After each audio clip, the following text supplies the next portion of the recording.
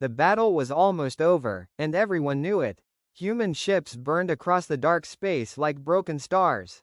Hulls were torn open, engines failed one after another. Escape pods drifted silently, ignored by the enemy. Captain Elias Kane stood on the bridge of the last command cruiser.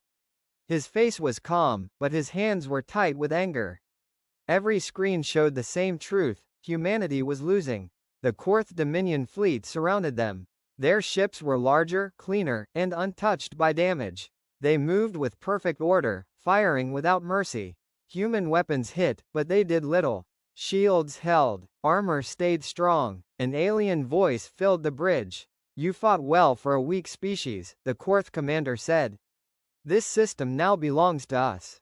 Crew members looked at Kane, fear clear in their eyes. Some waited for retreat orders. Others waited for death. Kane did not answer the alien. He stared at a hidden symbol on his command screen. A signal no human wanted to use again. The galaxy believed humans were brave. It did not yet know how desperate they could be. Captain Kane finally spoke. "Open a secure channel," he said calmly. The crew obeyed, though confusion filled the bridge. Kane did not contact nearby human fleets. Instead, he typed in old coordinates, ones marked in red, locked by high command. A young officer hesitated. "Sir, those zones were sealed centuries ago." Kane nodded. "I know why." He sent the signal anyway. It was short. No words. Just a coded pulse. Far beyond known space, something received it. Moments later, the Fourth Fleet detected strange readings. Gravity waves twisted. Space trembled as if reality itself was disturbed. Alien commanders panicked. Their sensors could not identify the source. "This is not a human fleet," one officer reported. The Fourth commander frowned. Humans had no weapons like this.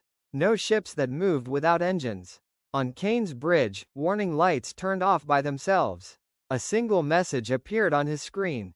"Signal accepted. Await arrival." The crew felt fear, but also hope. Because whatever was coming was not meant to save them. Space tore open without light or sound. Massive shapes emerged slowly, like giants waking from deep sleep. They were not ships. They had no clean lines or metal plates. They were alive. Dark armored skin covered their bodies. Blue symbols glowed across their forms, human markings, burned deep into flesh.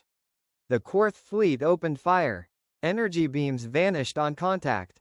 Missiles crushed against invisible force.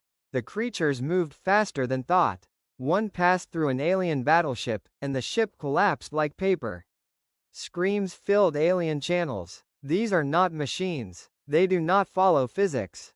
Captain Kane watched in silence. He had seen these beings only once, in forbidden records. They were called Wardens, created during humanity's darkest war. Half human, half monster. One creature turned toward the human fleet. Its eyes glowed softly. A voice entered Kane's mind. "Command received," it said. "We will finish this." The galaxy had met humanity's nightmare. Long ago, humans faced extinction. The galaxy hunted them. Every empire feared their fast growth and wild nature. To survive, humans broke their own limits. They merged soldiers with living warforms. They trained them to feel no pain. They taught them loyalty beyond death.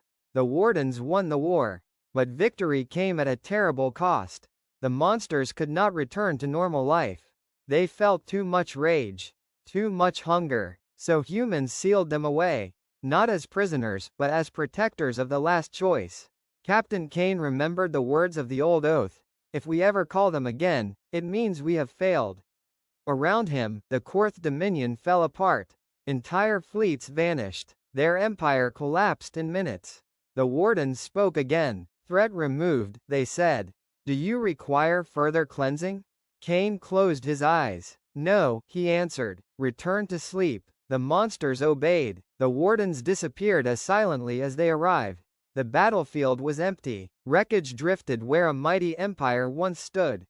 Captain Kane opened all channels, human and alien alike. "Today," he said, "humanity defended itself." His voice was calm, but firm. "We do not seek control. We do not want fear. But we will survive." Across the galaxy, leaders listened in silence. Scouts reported the same truth everywhere. No trace of the monsters remained. Only destruction. And a warning. Human space became sacred overnight.